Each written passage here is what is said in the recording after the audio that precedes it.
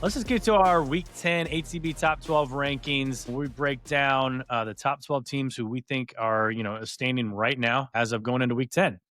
So I'll take odds, you take evens. We've got a new number one team. And this is just it's a monumental monumental podcast. Indiana's our number one team. Hey, shout out to Dan Noe, Papa Dan, and our boy Ryan.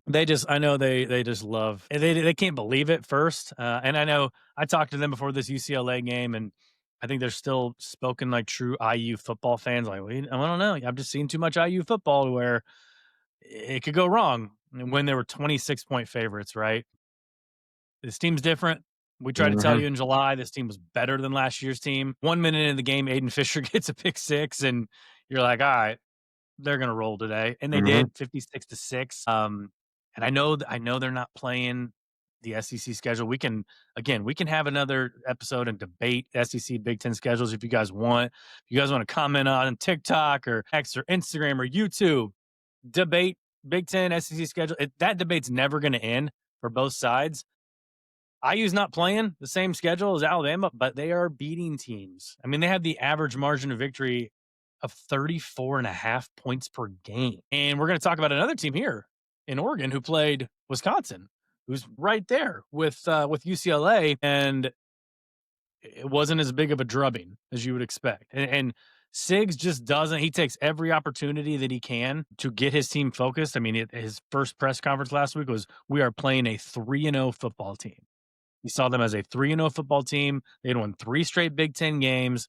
They were rolling at that time. He was right. And he was right about that, by the way. That I loved it when he said that, man. He was spot on. That new coaching staff had them 3-0.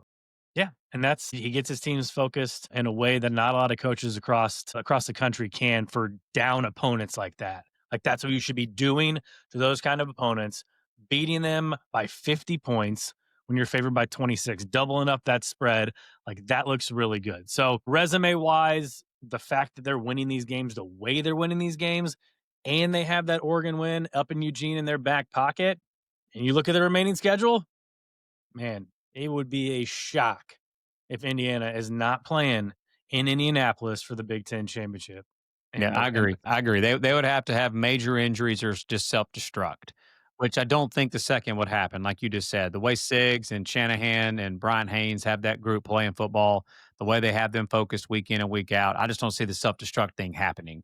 It would have to be like some major injuries to keep them out of that spot. And watching that game too, like, I just don't think that people, just something random here, I don't think that people really respect the athleticism that Fernando Mendoza has. I told you when we were hyping up this Indiana team before the season, when we were talking about how Indiana's offense would be one of the best in the country again, and how we said this Indiana football team would be better going into the season on paper than they were the previous year. When I watched some tape on Mendoza at Cal, and I found out that Cal gave up the most sacks in all of college football and gave up second most tackles for a loss in all of college football, it didn't shock me, because the reason I even went and looked up that stat to begin with was the tape that I was watching on Mendoza was every single highlight on his tape, he was running for his life. Like, he had his defenders barreling down on him. Every throw, he was running and escaping stuff in the pocket. And it really caught me off guard that 6'5", 225, 30-pound, whatever he is, how well he can move. Like, the underrated athleticism, which obviously Curtis Rourke last year on that bum knee that he had couldn't do last year. And that's an element that Mendoza adds to this team. And it showed up yesterday. There were times in that game yesterday, man, look at him getting on the outside on that little RPO and stuff. Just sneaky athleticism that he's got. But all right, so at number 2, we have Gig'em, the Texas A&M Aggies. They actually are number 1 in ESPN's strength of record, and I think they've got like the number 14 ranked strength of schedule right now. I mean, like I said it earlier, Texas A&M is a wagon right now. I don't know what really you would say that their weakness is at this point. Defensive line gets after you. They force a ton of tackles for a loss. They get a lot of sacks. Offensively, they can run the football with 5 different tailbacks. They've got one of the better offensive lines in all of college football. They've got one of the most explosive wide receiver cores in all of college football. They've got one of the most explosive punt return games in all of college football. And they have a quarterback that seems to be getting better week in and week out. And if he does make a mistake, he moves on from it and he continues to play. He doesn't let that mistake turn into more mistakes like he probably used to do last year.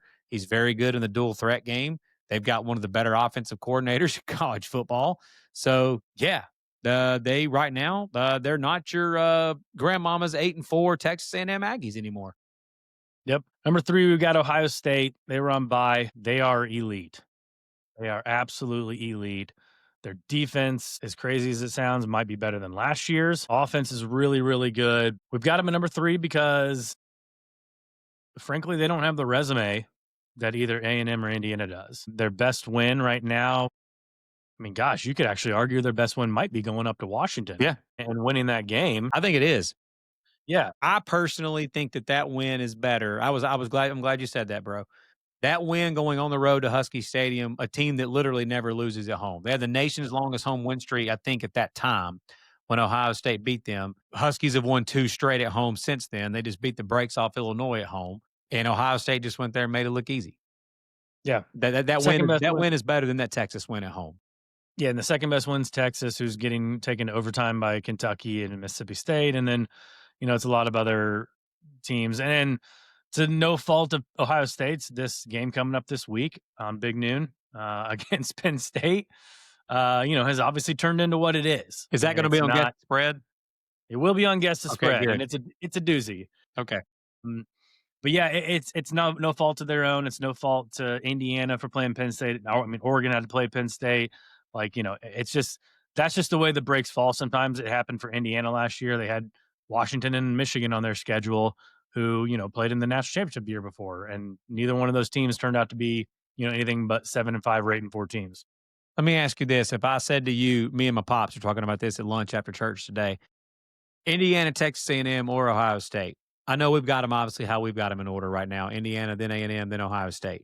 If anybody came up to you right now and said, "I've got Ohio State 1, Texas A&M 2, Indiana 3," or "I've got Ohio State 1, Indiana 2, Texas A&M 3," or whatever order they put them in, do you think it's egregious to have it in any order whatsoever, 1, 2, and 3? No, not egregious. I would just want to hear, obviously your reasoning. Like, if you think Ohio State is just flat out better than Indiana and A&M, and you want to put them at number 1, that's great. Yeah, agreed. Just like the person Yeah. we're arguing with on X this morning, I jumped in there Yeah. with you. If you want to say you think Ohio State's better, that's fine. But I don't think that you can just flat out say that their resume is better.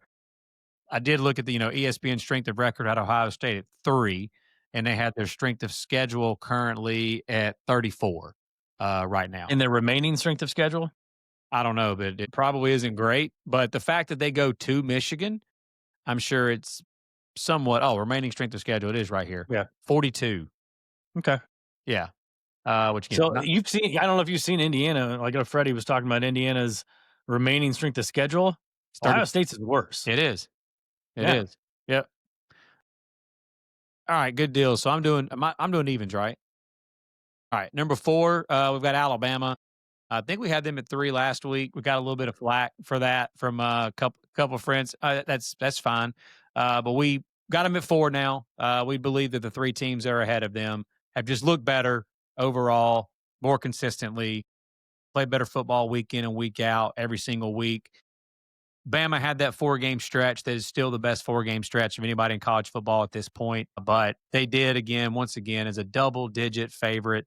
They got the win, which is something they haven't been doing in those situations. But yeah, they just they've got some things they got to fix, man. If they want to be again a national championship team, we just talked about it a minute ago enough. But a great win to be able to find a way to win that one when they obviously were not playing good football, things weren't going right, and if anybody that knows this sport of college football and is just a lover of the entire sport, and you're not one of those that is just sitting there and just have pure just blind hate towards this overall the SEC as a whole, just a college football fan in general, you know that places like Williams-Brice, when it's packed out like it was, when they are just fired up and it's rolling, you just all you had to do was turn up the TV, man, the start of that fourth quarter and just see what type of an atmosphere that Alabama had found themselves into because of the way that they had played in that game.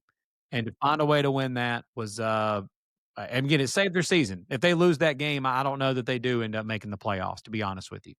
But that saved their season up to this point. And number 5, we got Georgia, same as last week, and they were on bye this week, so really not much to say about them. They got to rest up. So did Florida for the cocktail party happening this Saturday, November 1st, and that game will also be on Guess the Spread. So get ready.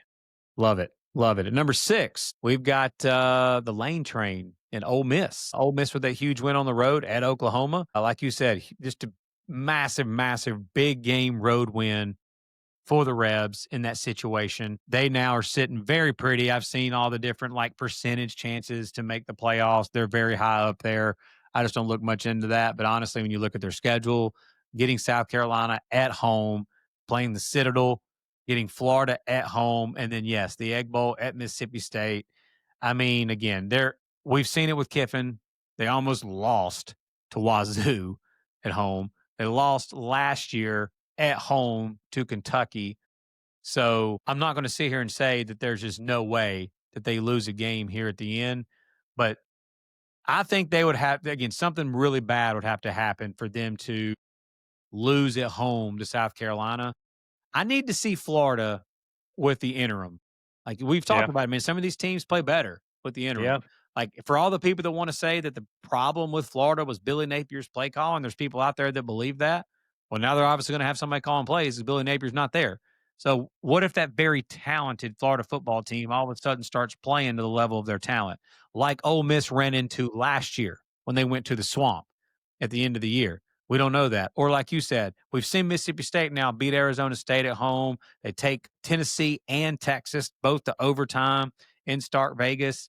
So what if they step up and play to that level and Ole Miss just isn't on that day when they're playing in the Egg Bowl? I mean, there's definitely is a possibility they lose another game. But even if they lose another game, if they're at 10-2, it's just hard for me to fathom a 10-2 SEC team not making the college football playoff. But there may Mhm. be so many teams that's sitting there fighting for a spot at the end of the year. Maybe that's the case. But I think the win at Oklahoma like that this week and some of their other wins they've got on the year, it'd be hard to see them not make it at 10-2. So yeah, as far as Ole Miss being a playoff team, they'd have to pretty much self-destruct at this point. Top 6 is nothing but SEC and Big Ten teams. And if you don't like it, if you disagree, comment on the video, comment, just tell us why you don't like it. Tell us why you think we're idiots. Because at number 7, we've got BYU Cougars. This team just keeps proving us wrong week in and week out. This year, they one upped us, man. Last year, we thought it was going to be like last year after the Holy War. They lose a game. This couldn't be more of a spot of the year with Iowa State winning that game, and it's just Bear Bachmeyer, 356 total yards. Exciting whites all around in Ames. Parker Kingston, 133 yards receiving. The defense, I mean, I know that people talk about the turnover luck for BYU and everything, but at some point you've got to talk about Kalani Sitake's defense actually forcing these 4 two, turnovers. 2 years And in a then a row. true freshman quarterback taking care of the ball and not turning the ball over once. They don't beat themselves. They force you into making dumb mistakes. They, for 2 years in a row now, defensively have been, I mean, the class of the Big 12. They're just, at the beginning of that game, it looked like Iowa State was going to run away with it. They were driving again, about to go up. I think they were up 10, the possibility about to go up 17, something like that. They were about to go up, pretty commanding lead. And old Rocco Beck just threw one of the worst interceptions I think I've Yeah. seen all year long. Unbelievable how awful the pick was. That actually was not BYU forcing a turnover on that play. That was flat out. It looked like Rocco Beck was on the take. It was such an awful throw. He might have been knowing everything Honestly, that's he going might have on been. recently. I meant to text you yesterday that there was Iowa State had no chance on a certain person that we know, sports handicapping list of all these different sports handicapping services. There were multiple games of the year on multiple on Iowa State, and I saw some on X too. Some big time handicappers out in Vegas that were just like max bet Iowa State, Yeah. and the Action Network 8 zillion units Iowa State, Yeah. just everywhere, man. And BYU just does what BYU does. Just came in and whipped your ass on your home field. Yep. All right, number 8, we got Miami. Miami, somebody needed to. I can't remember who it was. Maybe it was Freddie that texted us. Maybe it was you Yeah. that texted it. They said, "Will somebody please just tap Miami on the shoulder and see if they're awake?" It was 7-7 at the half, and I want to know what the locker room conversation was there because they ended up winning by a billion. They covered. They They covered. covered the 30. Yeah, that I almost. By the way, that was like I came this close from putting out Miami minus 30 because I thought they were going to just murder Stanford, Yeah. and they did in the second half. Yep. But yeah, again, Miami's got one of the best wins of the year in beating Notre Dame at the beginning of the year. And again, anybody out there that wants to hate on Notre Dame or whatever like that, that's fine. You're just not watching that team play football. That is a very good football team, and their losses by one possession at the very end of the game against Miami and Texas A&M. For those that think that there's such thing as good losses, I can't help you either. But Notre Dame's a good football team. Okay, that's all I can tell you. If you're not watching them, that's on you. And that win that Miami had in that game is impressive. It still is impressive. Like USF is a good football team. I know they just lost to Memphis, but the way that they beat USF, just beat the brakes off of them, that's still a good, solid win. Miami's a really good football team. And resume wise, I do think that they've got better wins overall and not as bad of losses overall as the teams we're about to mention after them. So we got the Canes at number 8. Yeah, a little bit controversial. Some might say we got Georgia Tech at number 9, one slot behind Miami, with an undefeated record. Yesterday they took it to Syracuse 41-16. That again, that's a game where they were favored. Brent Key hasn't always performed well in those spots.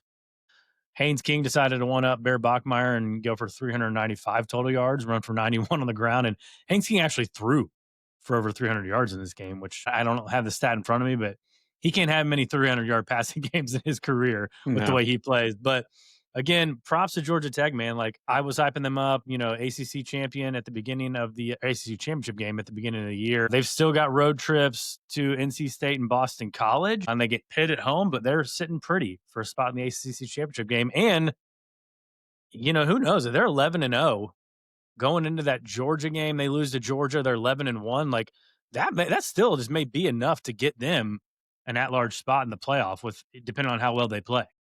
I saw somebody say this last week, and I can't disagree. We mentioned it on our live episode this past week. I mentioned it. They really are, as far as record wise. The only difference is they're undefeated at this point in the season. And SMU last year had one loss. That was the non-conference game to BYU. But like they're very eerily similar far as like how their strength of schedule and how their ACC schedule, conference schedule set up Yeah. this year because again, they don't play Miami, they don't play Louisville, they don't play Virginia. I mean, they don't play Virginia. All the other teams that are at the top of the ACC this year, they don't play them. It's not their fault that Clemson ended up being booty this year, Yeah. but that's the case. And so Georgia Tech may go the whole year and either go undefeated or only have one loss. And they honestly don't play really any good football teams. And some of that's not really their fault. But I just thought this was interesting. Look, we love Brent Key and love the Jackets. Like we'll tout them forever on here. We got some Georgia Tech fans that listen to the show. Like you picked them to go to the playoff before the season started. You had them in the ACC championship game, so you were on them to begin with. But I just can't ignore, man, that right now they've got the third ranked strength of schedule, and that is why I personally I think I'm the one probably weighing it down here to where they're ninth and not a little higher. I think you had them higher than I did. In our rankings that we average out. But that's the reason I don't have them above. I mean, I have an 8. You have them at 8? Okay. Yeah.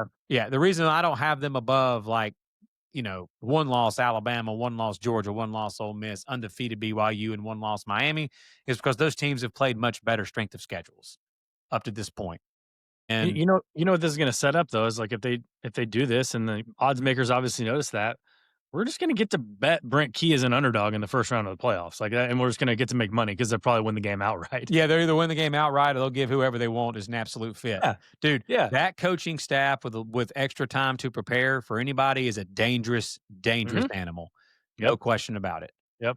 And I do think they're a really good football team. I'm just not giving them a ranking of soup like much higher than this when they've played the 83rd ranked strength of schedule. All right, number 10, we've got Vandy. And Vandy, just a huge win against Mizzou. wacky game. That was one that early on that I felt like Mizzou was a better football team. And then it turned around where then Vandy looked like the better football team. There's Mizzou sitting there at the goal line with a chance to go in and win, with a chance to go in and take a lead when it was 3-3. I believe they're in the third quarter, and Vandy had a ridiculous goal line stand against Mizzou there, and then it turned into this. Dude, you hate to see stuff like this, but Bo Perbula with a season-ending injury. Again, man, like injuries are the worst. They're just Is the it grim. officially season ending? I'm just saying that because he was in an. It Well, looked they awful. they I think they said they had to, like, pop his ankle back into place Okay, or well, something like that. I may have jumped the gun there. I'm not sure. I mean, it could be. Just the way that it looked and the fact he was in an air cast being taken off like that. That normally means something broke. Yeah, and I don't wanna, smash on Bo Perbula more than we've already done this season, but, like, I thought Zollers came in and played pretty well. I Oh, thought he's that at times they looked better than when they did with Perbula. dude. He absolutely is a better natural passer of the football. Yeah, Like, no yeah. question. Perbula's a better athlete. But again, now you'll see what you've got in the really highly talented and like highly recruited Zollers. But yeah, like I just this is I'm not banging on Perbula after he broke his ankle after this. I still like one of my, I live here, like, in O'Fallon, Missouri. I had a lot of friends here that are big Mizzou fans. They were texting me in that fourth quarter and after the game, just like, wanting my thoughts. And they kind of felt the same. Some of them felt the same way in regards to Zollers. And I just said, look, this is not like me banging on Perbula now that he's hurt or anything like that. I just don't think that your games against like Texas A&M coming up, against an Oklahoma coming up, you already played Alabama, these big Vandy this week, your really big games where you're trying to make a college football playoff. I just didn't think that Bo Perbula's arm was going to allow Missouri to be able to do that. But huge win for Vandy in that spot. Diego Pavia does it again, makes plays there in the second half. Vandy's defense stepped up huge. And now, man, the boogeyman of the SEC gets a chance to go on the road into Austin, Texas, and to put an absolute nail in the Longhorns college football playoff coffin in front of the entire world in Austin this Saturday. Will he be an underdog or a favorite? We'll find out on Guess the Spread. Okay, there you go. There you go. But yeah, dude, that's going to be a while. I can't imagine Texas fans if they lose at home. And I know the Vandy's a really good football team and they're a top 10 Mhm. team, but it's still the casual fan does not compute that's Yeah, the top 10 team coming in. yeah. Number 11. Y'all been waiting on this team, right? We got the Oregon Ducks all the way down at number 11. It's just clearly the first 2 years in the Big Ten, there's something about the Wisconsin Badgers that just strikes fear into the Oregon Ducks and Dan Lanning. Luke Fickell, even in 2 losses, seems like he has Dan Lanning's number. Oregon was favored by 31.5 in this game. And it was just a struggle. It was a struggle again, just like it was last year in Madison. Dante Moore threw for 86 yards. I know he got banged up a little bit. Austin Novosad, I think, had to come in, or maybe it was Brock Thomas. I'm not sure, but they ran the ball pretty well. But it's just you had to get docked when you struggle at home against Wisconsin like that. And really, what's Oregon's best win so far this year, right? I Northwestern. mean, yeah, Northwestern. I It mean, is. It's Northwestern.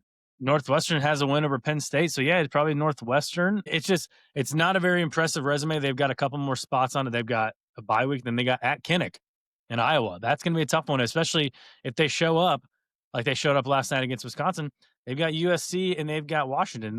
You look at that remaining strength of schedule on ESPN. I think they have the 12th ranked remaining strength of schedule. I was going to say the three of their last four games are against teams that I believe that will, if they win out, I'll move them up. I've got all More. three of those teams in my top 25. Yeah. So Yeah. this is where that again. I know we're going to differ. I haven't seen the AP poll yet, but I already know the AP poll is going to have them much higher than what we've got them. This is where that don't care what anybody says. We don't have brand bias on this program. If we do, if you think we do, that's fine. Comment somewhere on it. Oregon, as far as deserving of a ranking, I just need you to explain to me why then you would believe that they should be. I'm looking at it right now on our rankings. I'm sure that they're probably somewhere in the AP poll around 6 or 7, if I had to guess. Don't tell me, but I know you're going to talk about it here in a minute. If I had to guess, So if they're at 6 or 7, what have they done this season that you would believe that they should be ahead of Ole Miss or Georgia or BYU, Miami, Vandy, those teams that we just talked about? They won the whiteout game. Okay. That's it. Okay. And it's not their fault that Penn State ended up sucking. It's not. Mhm. But it's also not all the teams that I just said. It's not their fault either. And they actually play teams that are better than that Penn State team, and they beat them. And the only really good team that you played is the team that is our number one team in the country, and they dominated you on your home field. So, yes, while at the end of the season, if they beat Iowa at Kinnick and if they beat USC and if they beat Washington, do they play Washington in Husky Stadium? They do. We'll move them up. We'll move 'em if they can win those games. Yeah. If they win all 3 of those games, absolutely. You'll see that big, gorgeous green O with those beautiful uniforms and a guy that I have I'll admit it, I got an affinity for old Dan Lanning. I love me some Dan Lanning. Man crush. I do. I do. And we will have Oregon jumping up these rankings. But that tells you my man crush, Dan Lanning, I've got him at 11 too in my own rankings right now because they haven't beat a soul up to this point. Number 12, Texas Tech, guns up. The Red Raiders. Poor Oklahoma State.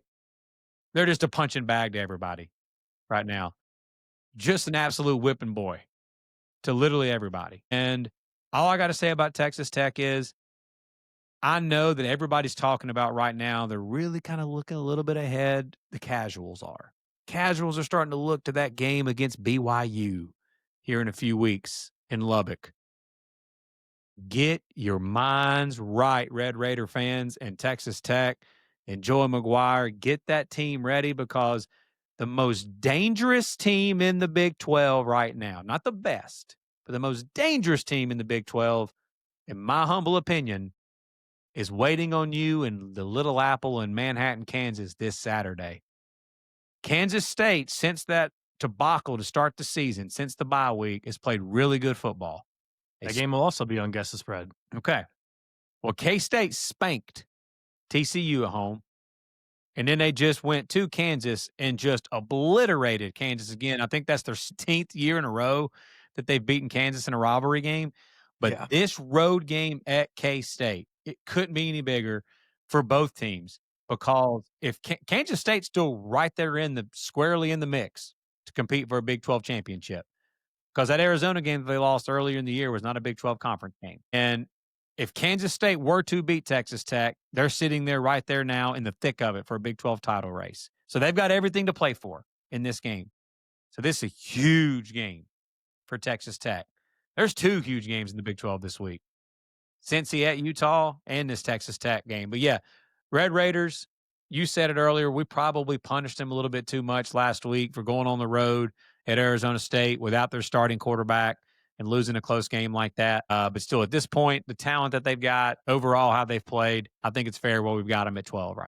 And now Will Hammond's hurt too. Yeah. Well, I know that Morton was kind of questionable for this last game. I think they made sure just that he was going to be 100% for the game against K-State. But yeah, that's tough, man, because Morton seems like he gets hurt every week. I mean, it's just unbelievable often he's hurt. So if he goes down and Hammond's not available too, that's trouble. And then you got Mitch Griffiths coming in.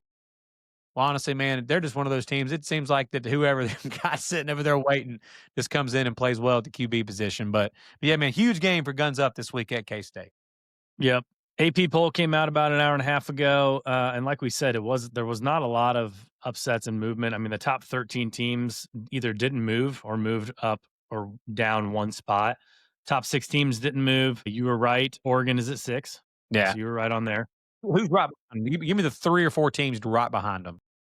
Well, I'll say Ohio State, IU, A&M are 1, 2, and 3. Ohio State lost a couple of first. They had 60 first place votes. They had 54 this week. A&M got a first place vote. IU got 11. So Ole Miss, Georgia Tech, Vandy, BYU are the 4 teams right behind Oregon. Ole Miss, Georgia Tech, Vandy, BYU. Again, we talked about it. Georgia Tech hasn't beat anybody either. So whatever on that. But Vandy, BYU, Ole Miss all have a better resume up to this point than Oregon. Yep. Notre Dame's number 12. You got Tennessee moving up 3 spots to number 14, thanks to Oklahoma moving down 5 spots to 18 and Mizzou moving down 4 spots to 19. Virginia is at 15, which is just wild because it took 2 overtimes yesterday, guys, for our upset alert picks not to hit on the money line with North Carolina literally losing by 1 inch and Mississippi State blowing a 17-point lead that hadn't been done since 2013 by an SEC team and losing in overtime. UVA, they're 7-1. They've got the record of a top 15 team. Sorry, you're frauds. You Yeah. are big time frauds. They're frauds. And it will catch up with you, and it may catch up with you this week. They go across country, right? They go across country to Cal. I know the spread of that game. It's not on Guess the Spread, but I can throw it in there if you want me to. So I want you to, because that's actually one of the games I was looking at early as far as possibly a possible bet. Yep. Louisville 16, Cincinnati 17. You got Texas at 20. Michigan is up to 21. They are 2 spots ahead of USC, a team that just beat them 2 weeks ago by 18. So that's funny. USC dominated Michigan, dominated them just 2 weeks ago, and they're ranked behind Michigan.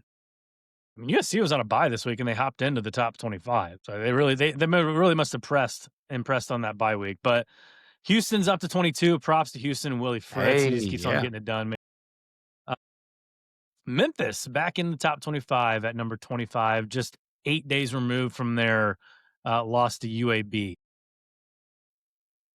South Florida dropped out, LSU dropped out, Illinois dropped out, and Arizona State all dropped out. Time out. Is Iowa ranked?